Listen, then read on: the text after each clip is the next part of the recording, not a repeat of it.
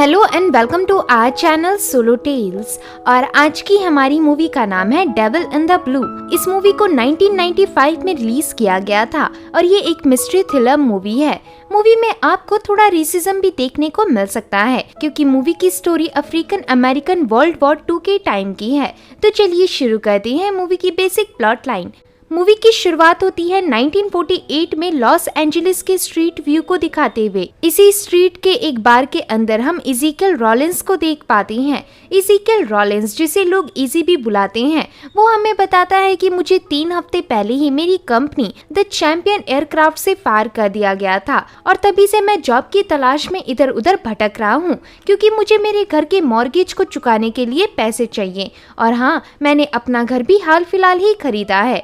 जिस बार में बैठकर हमें अपने बारे में बता रहा था वो बार इजी के पुराने दोस्त जॉपी की है और इस बार में सिर्फ काले लोग ही मोस्टली आते हैं कि तभी जॉपी की बार में एक गोरा आदमी डेविड ऑलब्राइट आता है। इस बार में मौजूद सभी लोग इसी आदमी को देखने लग जाते हैं। असल में ऑलब्राइट एक इन्वेस्टिगेटर है जो कि रेसिज्म में भरोसा नहीं रखता और काले लोगों के साथ भी दोस्ती करता है और उन्हीं दोस्तों में से जॉपी भी ऑलब्राइट का एक अच्छा दोस्त है। जॉपी और ऑलब्राइट 2 मिनट आपस में कुछ खुसुर फुसुर करते हैं और फिर अपनी बात खत्म होते ही जॉपी इजी को अपने पास बुलाकर ऑलब्राइट से इंट्रोड्यूस कराता है।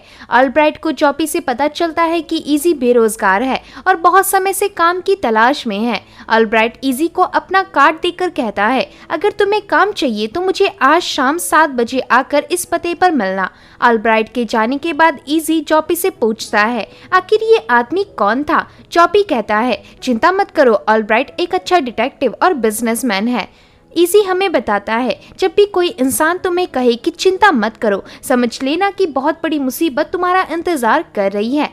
आगे इजी अपनी कार से अपने घर जाते हुए कहता है, वर्ल्ड वॉर के बाद मैं अच्छी जॉब अपॉर्चुनिटी के लिए कैलिफोर्निया शिफ्ट हो गया और कुछ पैसे जमा होते ही मैंने मॉर्गेज में एक घर ले लिया और मेरे घर के आसपास के एरिया में सारे घर काले लोगों का है जो कि मुझे अपनापन महसूस कराता है। लेकिन मेरे घर के पास एक सन की आदमी रॉबर्ट भी घूमता है जो कि हर एक पेड़ को काटते रहता है, इसलिए मैं उसे हर बार डांट के भगा देता हूँ। आगे इजी अपने घर के गार्डन को ठीक करता है और अपने वॉर के टाइम की यादों को याद करने लग जाता है। इसके बाद इजी शाम को ठीक 7 बजे ऑलब्राइट की लोकेशन में पहुंच जाता है।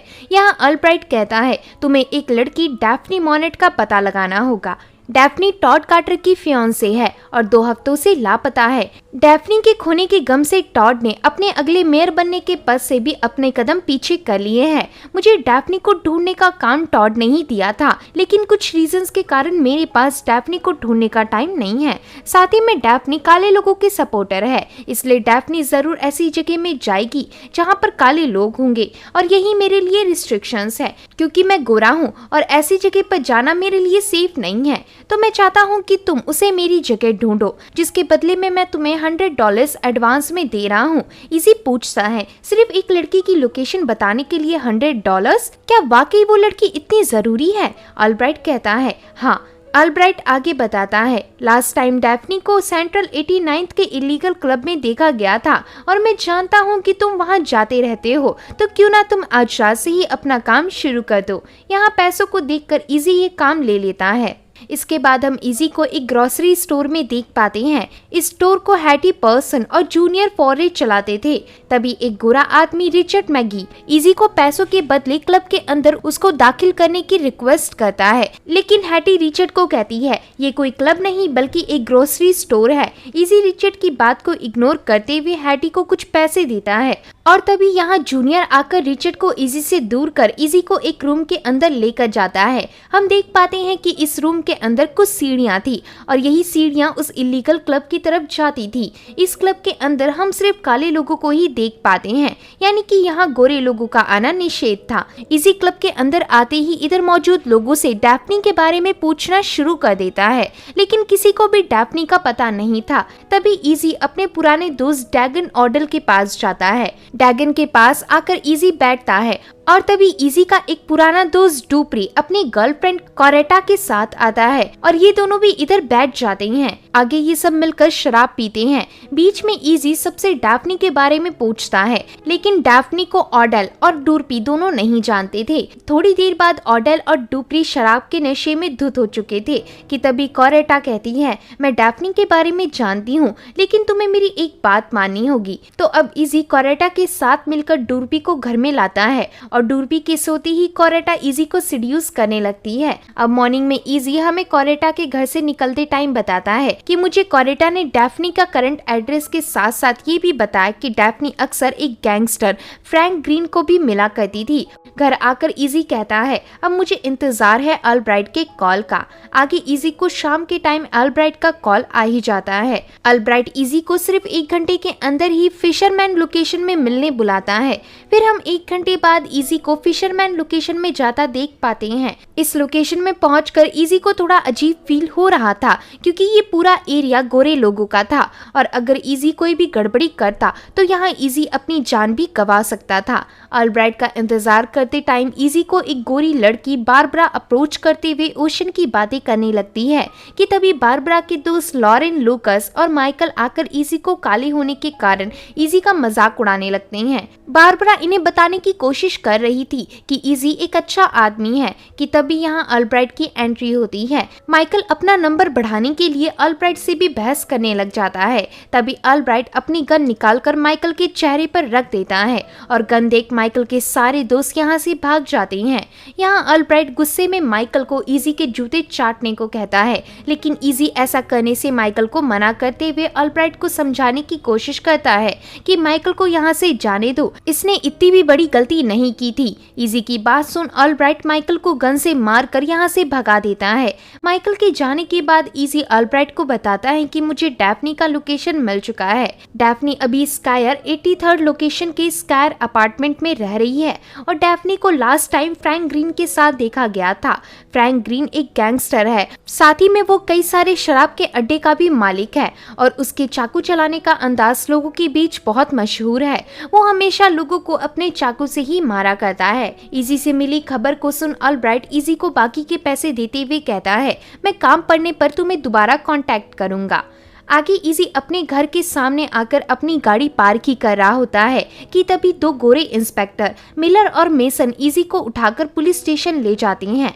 इन्वेस्टिगेशन रूम में इजी को पता चलता है कि कोरेटा का किसी ने बहुत बेरहमी से मारकर उसका मर्डर कर दिया है और मिली हुई खबर के अनुसार लास्ट टाइम इजी को कोरेटा के घर से सुबह 5:30 बजे निकलते हुए देखा गया था। इजी पुलिस की बात सुन कहता है, मैं कोरेटा के घर गया था बट मैंने कुछ नहीं किया। इजी की बात सुन मिलर इजी पर दबाव डालते हुए कहता है, तुम इलीगल क्लब में कोरेटा से मिले और फिर तुम्हारे दोस्त डुप्री और तुमने मिलकर कोरेटा को बेरहमी से मार डाला। इजी कहता है, डुप्री तो घर पहुंचते ही सो गया था और नशे की हालत में मैं भी वहीं सो गया, लेकिन 5:30 बजे जब मेरी नींद खुली मैं वहां से अपने घर निकल गया और तब तक कोरेटा जिंदा थी। इजी के इतना कहते ही मिलर इजी को मारना शुरू कर देता है, पर मेसन मिलर को इजी से दूर करते हुए मिलर को बाहर भेज देता है। आगे हम थोड़ी देर बाद इजी को पुलिस स्टेशन से निकलता हुआ देख पाते हैं। रास्ते में इजी हमें बताता है, 3 घंटे के टॉर्चर के बाद पुलिस वालों ने कोई सबूत न मिलने पर मुझे छोड़ दिया।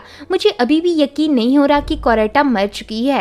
कोरेटा के बारे में सोचते हुए इजी आगे चलते ही जा रहा था कि तभी इजी के पास आकर एक गाड़ी रुकती है। इस गाड़ी का ड्राइवर इजी को अप्रोच करते हुए कहता है कि मेरे बॉस तुमसे बात करना चाहते हैं और वो अभी कार में ही है। इजी कार के अंदर आता है और देखता है कि इस कार में मिस्टर टैरल थे। मिस्टर टैरल मेयर के पद के लिए कार्टर के खिलाफ खड़े एक उम्मीदवार हैं। टैरल के साथ एक बच्चा नॉलन भी बैठा हुआ था। नॉलन को टैरल ड्राइवर की साइड वाली सीट में बैठने को कहता है और इजी को बताता है कि नॉलन मेरा अडॉप्टेड सन है। आगे मिस्टर टैरल कहते हैं, कोरेटा की मौत की खबर बहुत चौंका देने वाली थी और पुलिस वालों ने तुम्हें भी बहुत बुरी तरह से मारा है। इन गोरे लोगों को अपना ये रुतबा काले लोगों के प्रति बदलना ही होगा। साथ ही में टैरल ये भी बताता है कि कोरेटा मेरे लिए काम करती थी। ऐसा कहते हुए मिस्टर टैरल डैफ्नी के बारे में इजी से पूछते हैं, लेकिन यहाँ इजी साफ इनकार करते हुए कहता है, मैंने डैफ्नी नाम पहली बार सुना है। मिस्टर टैरल इस बात को सुन इजी को घर तक छोड़ने का ऑफर देते हैं, लेकिन इजी इस ऑफर को ठुकराते हुए कहता है आप मुझे इस जगह छोड़ दें। तो अब टैरल अपनी कार रुकवा कर इजी को टैक्सी के पैसे देता है, लेकिन इजी इन पैसों को भी लेने से मना कर देता है। इजी की बात सुन मिस्टर टैरल यहाँ से चले जाते हैं। नेक्स्ट सीन में हम इजी को सोता हुआ देख पाते हैं। यहाँ इजी को सोते हुए भी कोरेटा की बातें याद आ रही थी कि तभी इजी की आंखें फोन बजने से खुल जाती हैं। इस कॉल को डैफ्नी द्वारा किया गया था। डैफ्नी की आवाज सुन इजी भौचक्का रह जाता है। डैफ्नी इजी को एक होटल में बुलाती है ताकि कोरेटा के मर्डर के सिलसिले में बात कर सके। आगे हम इजी को डैफ्नी के होटल रूम में देखते हैं। डैफ्नी ने ब्लू कलर की ड्रेस पहनी हुई थी जो कि मूवी के नाम को सिंबलाइज करती है। डैफ्नी के बोलने का तरीका बहुत ही नर्म और प्यारा था, जिससे वो किसी को भी इजीली अपने झांसे में फंसा सकती थी। डैफ्नी इजी से पूछती है क्या तुम एक डिटेक्टिव हो, क्योंकि कोरेटा ने मुझे बताया था कि तुम मुझे ही ढूंढ रहे थे। इजी कहता है मैं कोई डिटेक्टिव नहीं हूँ, मुझे तो अल्ब्राइट ने तुम्हें ढूंढने का काम सौंपा था। डैफ्नी ये सुन बताती है तुम्हें कोरेटा ने मेरा गलत एड्रेस बताया था और इसके लिए कोरेटा ने मुझसे पैसे भी लिए थे, यानी कि कोरेटा ने इन दोनों से ही पैसे लिए थे और इजी को डैफ्नी का गलत लोकेशन बताया था।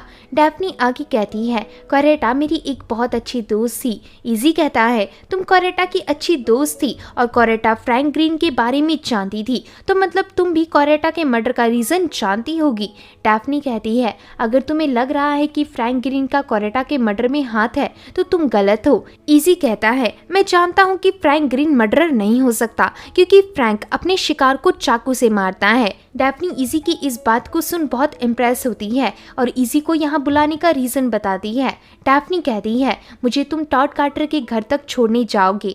इजी कहता है तुम टॉड कार्टर से भी इस चीज की रिक्वेस्ट कर सकती हो। डैफ्नी बताती है मुझे टॉड कार्टर से पहले रिचर्ड मैगी से मिलने उसके घर जाना है, क्योंकि मेरा एक लेटर रिचर्ड के घर पे डिलीवर हो गया है और वो लेटर मेरे लिए बहुत इम्पोर्टेंट है, इसलिए मुझे रिचर्ड के घर जाकर उस लेटर का लोकेशन पता करना है, जिसमें तुम मेरी मदद करोगे, क्योंकि मैं नहीं चाहती कि कार्टर को इस बारे में पता चले और हमें अभी ही सुबह के 4 बजे रिचर्ड के घर के लिए निकलना होगा। साथ ही में मैं तुम्हें इस काम के बदले पैसे भी दूंगी। डैफ्नी की इस बात को सुन इजी पूछता है तुमने कोरेटा से कितने बजे बात की थी। डैफ्नी कहती है 8:30 बजे के करीब। इजी कहता है यानी कि कोरेटा 8 बजे तक जिंदा थी। डैफ्नी इजी की बात सुन रोने लग जाती है, क्योंकि कोरेटा डैफ्नी की बहुत अच्छी दोस्त थी।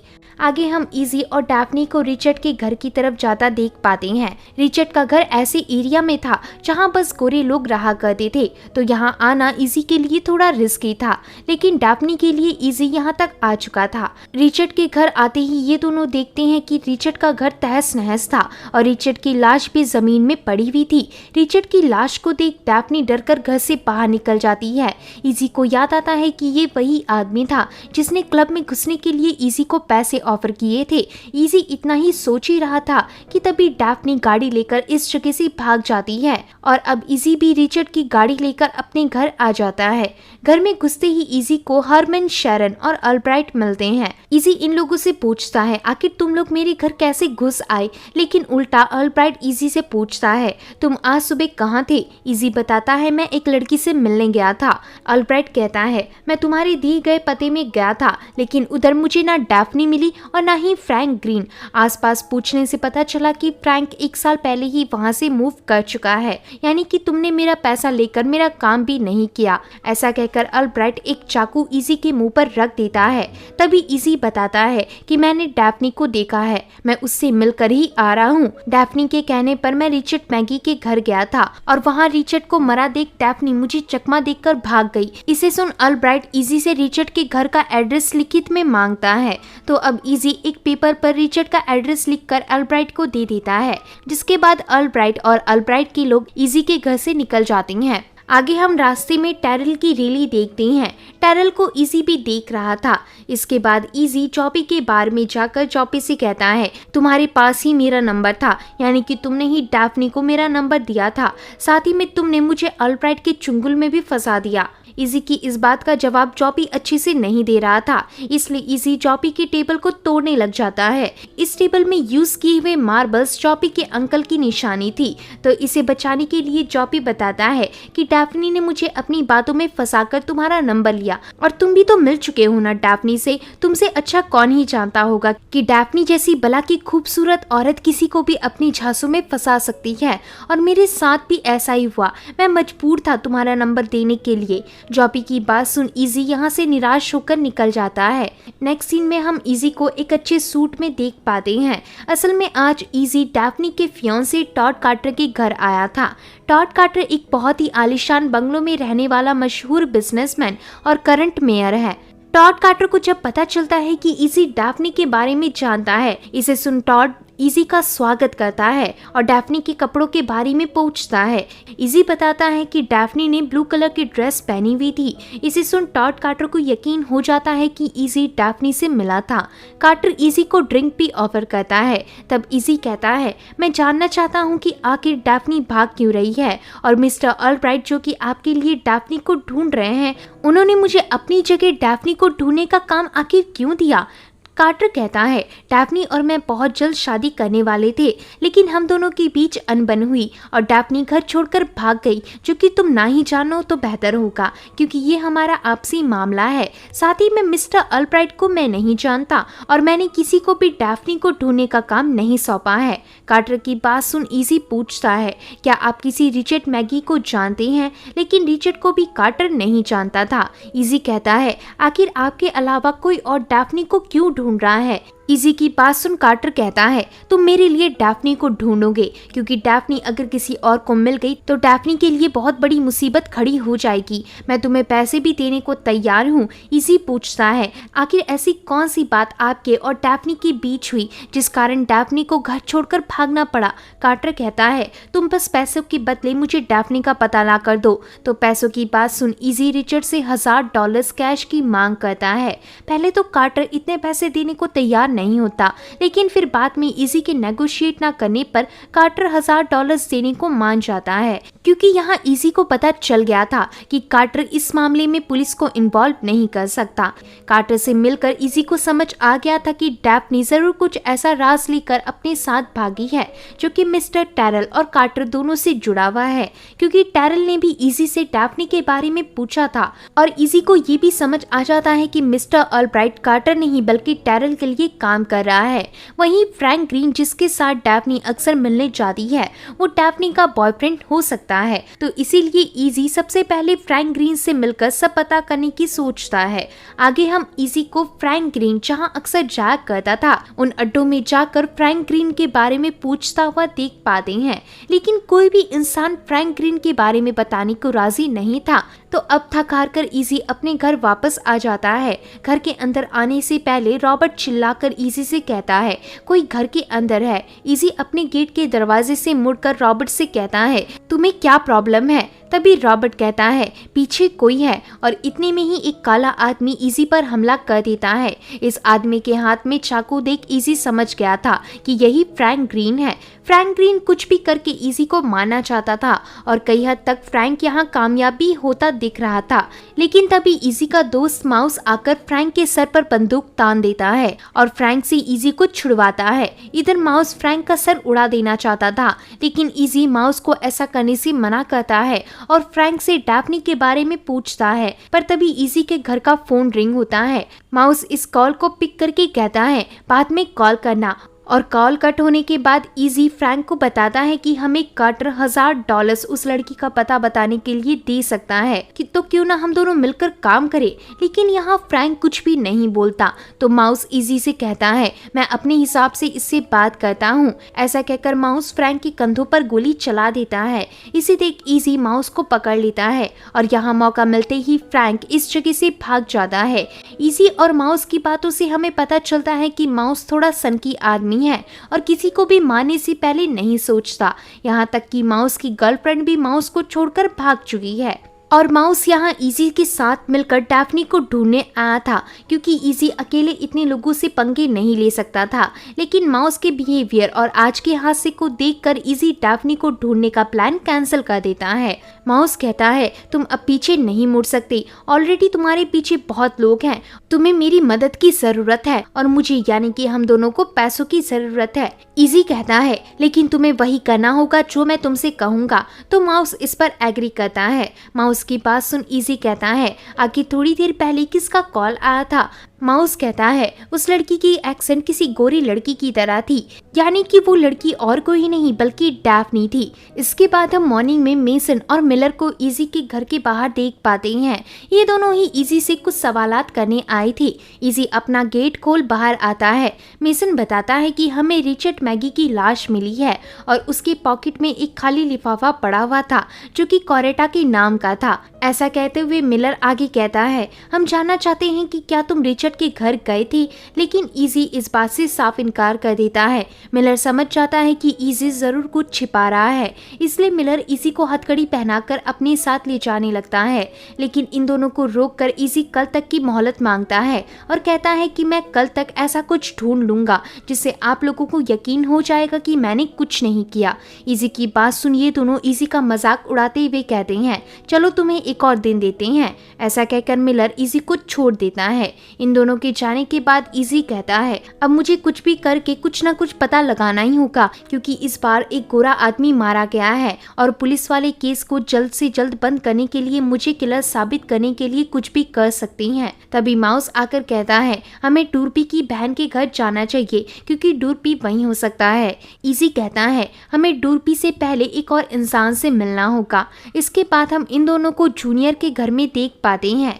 इधर इजी जूनियर से पूछता है, तुमने रिचर्ड को क्यों मारा था? क्योंकि मुझे रिचर्ड के घर पर वैसा ही सिगरेट का पैकेट मिला था जिसे तुम यूज करते हो और उस रात तुमने ही रिचर्ड को क्लब से भगाया था और मैं जब रिचर्ड के घर गया तब मैंने रिचर्ड को सेम उसी कपड़ों में देखा था जिस कपड़ों में तुमने उसे क्लब से निकाला था, यानी कि तुमने ही रिचर्ड को मारा है। पर यहाँ जूनियर साफ साफ इनकार करके जाने लगता है। तभी माउस अपनी गन निकाल लेता है। गन देखकर अब जूनियर बताता है कि रिचर्ड उस रात बहुत ड्रंक था, इसलिए मैं रिचर्ड को घर तक छोड़ने गया था। रास्ते में रिचर्ड ने मुझे $50 दिए थे डैफ्नी के बारे में बताने के लिए, इसलिए मैंने रिचर्ड को बता दिया कि कोरेटा डैफ्नी के साथ अक्सर मिला करती थी। इजी कहता है, जब मैंने तुमसे डैफ्नी के बारे में पूछा था तब तुमने मुझे ये बात क्यों नहीं बताई? जूनियर कहता है, मुझे तुम पसंद नहीं हो और रिचर्ड ने मुझे $50 भी दिए थे। इजी कहता है, बस डैफ्नी का पता बताने के लिए तुम्हें रिचर्ड ने $50 दिए थे। जूनियर कहता है, सिर्फ इसके लिए नहीं बल्कि मैंने एक लेटर रिचर्ड के कहने पर अगले दिन कोरेटा को डिलीवर किया था। जूनियर की बात सुन इजी और माउस यहाँ से डूरपी की बहन के घर की ओर निकल पड़ती हैं।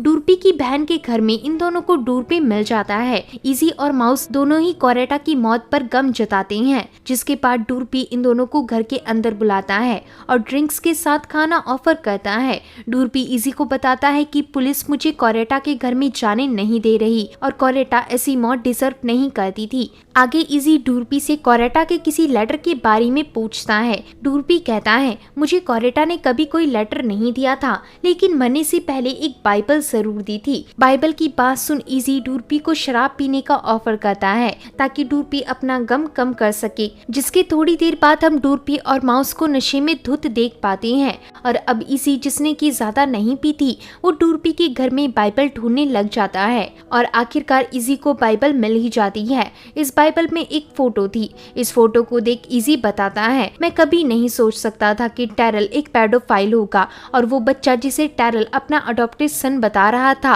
वो असल में टैरल का खिलौना है जिसके साथ सोने की ही ये पिक थी। इजी डूरपी के घर से निकलने से पहले अपना कोट टेबल से उठाता है, लेकिन तभी नशे की हालत में माउस इजी पर गन तान लेता है। पर इजी माउस को समझाते हुए सुलाकर गन टेबल पर रखते हुए यहाँ से चला जाता है। फिर इसके बाद हम इजी को अपने घर के बाहर देख पाते हैं। तभी इजी को घर के अंदर से फोन रिंग होने की आवाज आती है, लेकिन घर में घुसते ही कॉल कट हो जाता है। तभी दूसरे रूम से डैफ्नी बाहर आकर इजी से उस दिन जो हुआ और आज इजी के घर में घुस आने के लिए माफी मांगती है। इजी बताता है, मुझे ऑलरेडी वो मिल चुका है जिसे तुम ढूंढ रही थी। इस बात को सुन डैफ्नी हंसते हुए इजी के पास आकर इजी को सीड्यूस करने लगती है, लेकिन इजी डैफ्नी के झांसे में नहीं आता। तब डैफ्नी कहती है, मैंने उस पिक्चर के लिए रिचर्ड को $7,000 दिए हैं, वो पिक्चर्स मुझे बिलोंग करते हैं। इजी कहता है, शायद वो पिक्चर्स टैरल को बिलोंग करते हैं। डैफ्नी कहती है, मैं तुम्हें बस उस पिक्चर्स के बदले 7,000 देने को तैयार हूँ। इजी कहता है, तुम्हें पता है कि अभी पुलिस मेरे पीछे पड़ी हुई है और अगर कल तक मैंने तुम्हें उनके हवाले नहीं किया तो मुझे जेल जाना होगा। ऐसा कहकर इजी डैफ्नी से कोरेटा के असली कातिल के बारे में पूछता है। डैफ्नी कहती है, मुझे नहीं पता।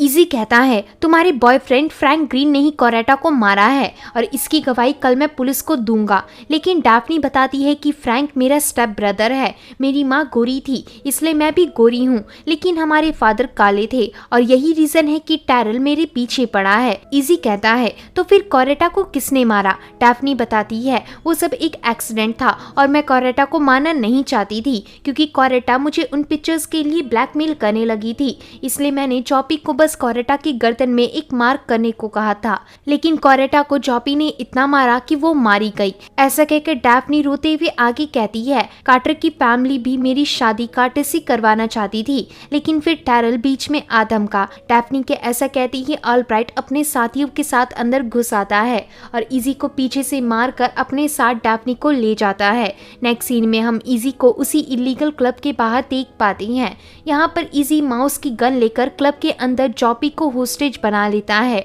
और अपने साथ ले चलता है। आगे कार में इजी जॉपी से पूछता है कि ऑलब्राइट डैफ्नी को कहाँ लेकर जा सकता है। गन की नोक पर जॉपी बताता है कि जंगल के बीचों बीच एक कैबिन है, वहाँ ऑलब्राइट डैफ्नी को लेकर गया होगा क्योंकि ऑलब्राइट अपने सारे गलत काम वहीं करता है। तो अब ये लोग निकल पड़ते हैं उस जंगल के कैबिन की ओर। रास्ते में इजी माउस को बताता है कि कोरेटा को भी जॉपी ने ही मारा था। इस बात को सुन माउस जॉपी को मारने के लिए गन चलाने लगता है, लेकिन इजी माउस को जैसे तैसे करके रोक लेता है। इसके थोड़ी देर बाद ये तीनों ही उस जंगल के कैबिन के पास पहुंच जाते हैं।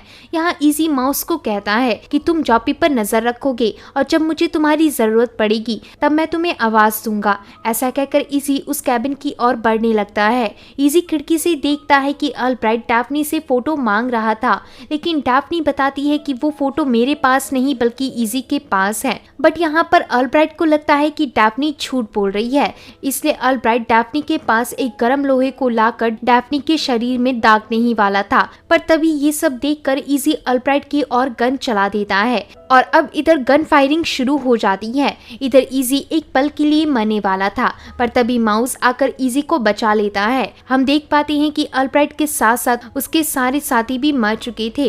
आगे इजी डैफ्नी को कार के पास लेकर आता है और देखता है कि माउस ने जॉपी को मार डाला था। इधर इजी को माउस पर बहुत गुस्सा आ रहा था, लेकिन अब इजी कुछ नहीं कर सकता था। रात को घर पहुंचकर इजी माउस को अलविदा कहता है। माउस भी इजी को थैंक्स कहकर डैफ्नी के दिए पैसे लेकर निकल जाता है, जिसके बाद डैफ्नी रास्ते में कार्टर के घर जाते हुए इजी को बताती है कि टैरल ने मुझे धमकी दी थी कि अगर मैं उस फोटो को पब्लिक कर दूंगी तो टैरल मेरे काले होने की बात पूरी दुनिया को बता देगा, जिससे मेरी और कार्टर की शादी टूट सकती थी। इसलिए मैं कार्टर के घर से भाग गई थी। मुझे वो फोटो जनता को इसलिए दिखानी थी ताकि मैं लोगों को बता सकूं कि टैरल एक पेडोफाइल है। पेडोफाइल वो होते हैं जो बच्चों को सेक्सुअली अब्यूज करती हैं। लेकिन इसी फोटो के जरिए कार्टर जीत जाता और टैरल हार जाता, पर टैरल मुझसे बदला लेने के लिए पूरी दुनिया को बता देता कि मेरे फादर काले थे और कार्टर की फैमिली मुझसे हमेशा के लिए रिश्ता तोड़ देती। नेक्स्ट सीन में इजी डैफ्नी और कार्टर को बातें करते हुए देख रहा था।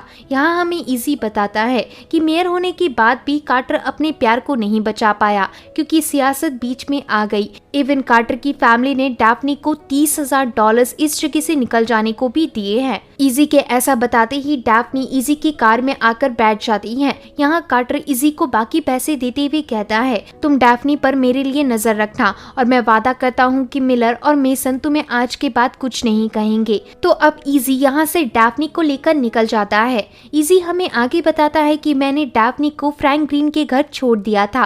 डैफ्नी ने मुझे रास्ते में अपनी पूरी कहानी सुनाई और बताया कि डैफ्नी का रियल नाम रूबी हैंक्स था और डैफ्नी बस एक जगह फिट होना चाहती थी, लेकिन गोरे होने के बावजूद भी डैफ्नी गोरे लोगों के बीच नहीं रह सकती और ना ही काले लोगों के बीच रह सकती है। यानी कि डैफ्नी एक ऐसे रास्ते में फंस चुकी है जहाँ पीछे कुआं है और आगे खाई। आगे हमें इजी कहता है, मैं कुछ दिनों बाद वापस से डैफ्नी को देखने फ्रैंक ग्रीन के घर गया, लेकिन मुझे पता चला कि दोनों ही इस घर को छोड़कर बहुत पहले ही जा चुकी हैं।